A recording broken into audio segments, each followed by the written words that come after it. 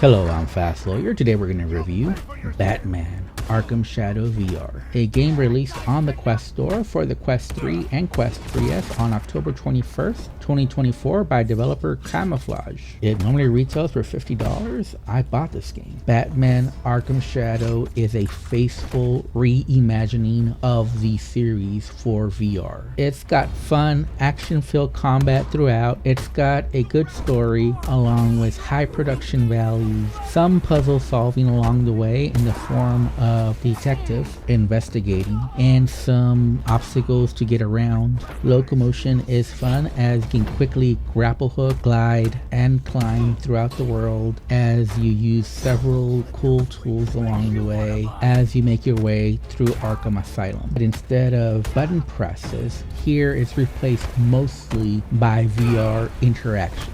If you want to punch, you have to punch in real life versus pressing a button. You have straight jab and left and right crosses, uppercuts. You'll also be ducking side to side or down and grabbing your opponents. A big part of this game is getting into the flow of combat by making big combo scores, so you do have to follow the visual markers on screen, but also keeping tabs of any possible counters before you get interrupted by surrounding enemies. I found combat to be engaging, active, fun, but what I really loved is that the combat progressed as you went further into the game. And for me personally, I found the combat to be very challenging until near the end of the game, where I think I just reached a zen state where I knew exactly what the game wanted and how I could attack enemies, and from that point on I was rarely ever getting hit or interrupted, and I was getting high combo scores and doing these magnificent special moves that quickly obliterated enemies. There's also stealth sections to the combat. For these, you'll mostly want to remain hidden and quickly grab enemies and then just get out of there before you're spotted. Now, I didn't find these stealth action combat sections to be as engaging as the other combat, and I think there could have been a little bit more depth here with more of the environment playing a part in these sections. Like, there should have been sections where you break lights in order for it to get dark, and just in general more toys in order to distract enemies. It just seemed like it was too easy to get behind enemies and take them down one by one. Another thing that really makes combat feel very snappy is just the locomotion in general. In many locations you'll be easily able to grapple hook in and out of situations, along with glide and bat kick into an enemy. And although you do have full locomotion along with smoother snap training available, most of the time you'll be able to just punch your way towards an enemy,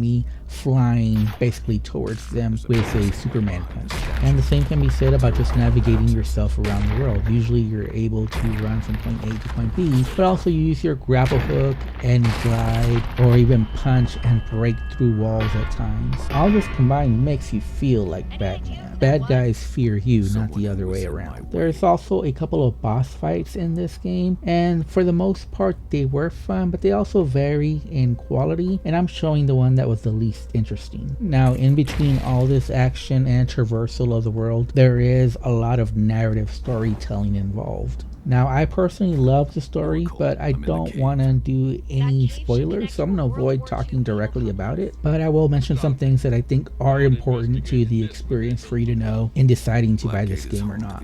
The big spoiler here, if you can't tell, is that yes, you are going to Arkham Asylum, but the big reveal here is that you're not going to Arkham Asylum as like Bruce Wayne or anything like that. In fact, you're playing a different character, Matches Malone. So basically, it's like a high-tech costume that you have on, and you go to jail or Arkham Asylum during the day, and then at night you escape and you're Batman, and you're trying to solve the mystery of the Rat King, and you're trying to prevent the Day of Wrath from the Rat King. Now, you don't know who the Rat King is, and you don't exactly have the details of what this wrath is really all about. You'll meet several characters from the Batman universe along the way, including Harvey Dent and even a little cameo from the Joker, and you'll get some background on the story of Harley Quinn, along with some more exploration of the origin story for Batman. Now, I love the story, but it's not perfect point. I think there were some plot holes along the way, but it's definitely better than 99% of the stuff that's out there in VR, and it definitely is up there with the non-VR game series.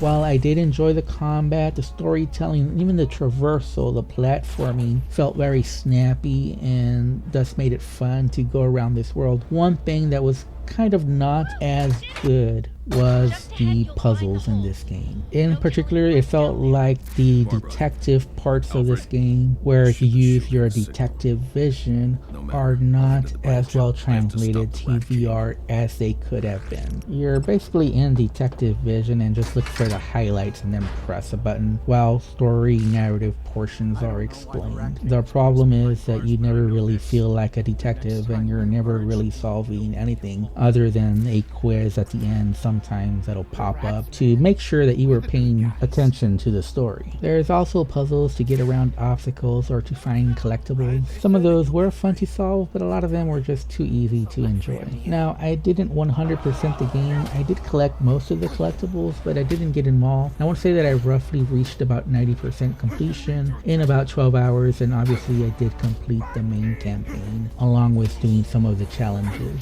As I said before, you do have full locomotion along with smooth or snap turning, and you also have a button crouch so you can play comfortably seated or standing. The game ran mostly smooth for me at the default graphical settings, so the game is pretty well optimized, although I did notice some stutters along the way. Usually happened when new scenes were loading in or when there were lots of enemies on screen. Graphically speaking, this is one of the best looking games on Quest standalone, up there with Red Matter 2 or with Assassin's Creed Nexus. The voiceovers are top notch along with the musical soundtrack. Now, I do want to say that I absolutely did love playing this game, and not only do I think it's one of the best games, if not the best game on Quest standalone, I think it might be contender for VR Game of the Year. However, there are some negatives, and I'm going to mention them right now, but I also want to preface this by saying that I think a lot of the negatives here are attributable to the system. In other words, to the Quest 3 headset being a limitation on the game. And one of those negatives, and this is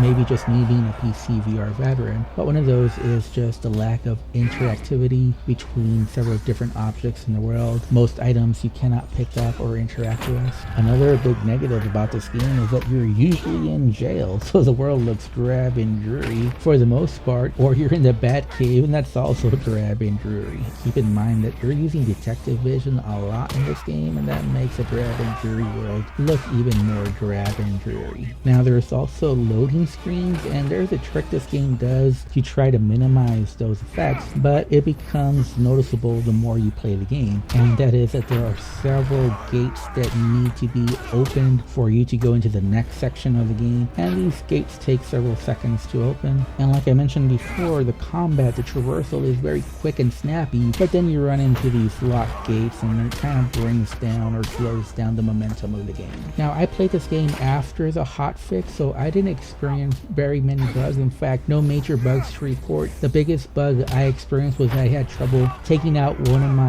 tools, the investigative tool, during the last puzzle. I don't know why, but after about a minute I was able to pick it up again, so I'm not sure why that happened. And the only other minor thing I'll report is that I did have some of the audio cutting off. It seemed like the audio stuttered at times, but for the most part it played fine. The last negative I'll mention is that sometimes the VR interactions weren't as responsive as they should be, or they didn't always register accurately. For example, sometimes the game would want me to do a right cross, but instead I did a jab and it still would give me credit for it, as though I had done it correctly. But again, I think this is a limitation of the VR system and not the game itself. Overall, I think Batman Arkham Shadow is a great VR game, and right now it would be my VR Game of the Year. If I have to rate it, I'd give it a 9 out of 10. I think a lot of the criticisms that I've seen are for actually the Quest 3 system itself and the limitations that places on the game versus problems with the game itself. But like I said, I did not experience a lot of the bugs that some reviews mentioned, but I did play this after the hotfix. Anyways, that's my review for Batman Arkham Shadow. If you found this video useful, don't forget to like, comment, and subscribe. And as always, have a wonderful day. Goodbye.